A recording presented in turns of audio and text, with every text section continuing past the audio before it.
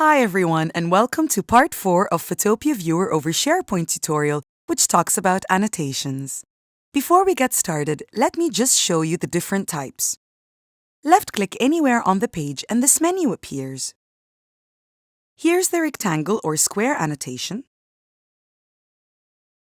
Here's the circle, line, arrow, and there are some text tags as well. So here's one pointing to the left, and here's one pointing to the right, and here's one pointing downwards. And last but not least is the text annotation.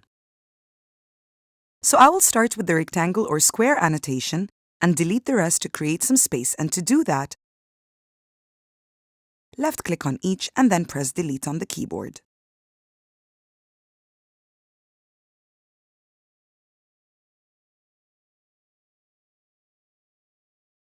Here's what you can do to an annotation.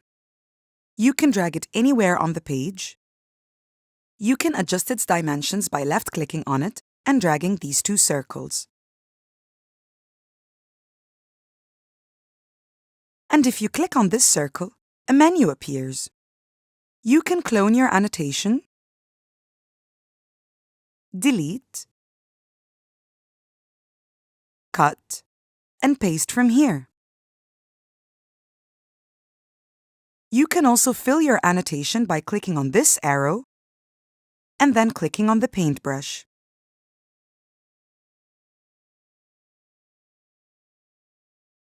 In addition, you can also adjust the transparency.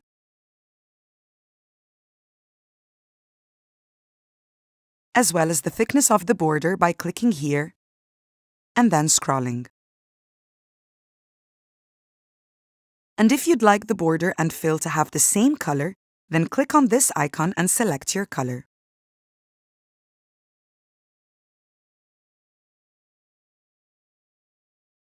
You can also add some comments to your annotations by clicking here. Insert your comment and then click on Save. This number was originally 0 since there were no comments, and now it's 1, indicating that there is one comment.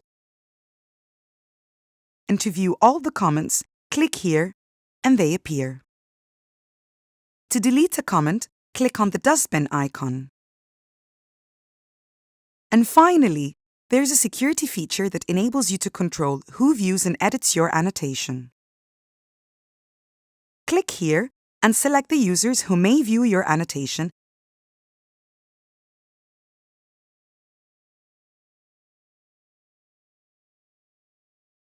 and select the ones who may edit it. And then click on Save. Now let's have a look at text tags. There's one option I haven't mentioned yet, which is inserting text. Click on this circle, and then click on this arrow, and then insert your text.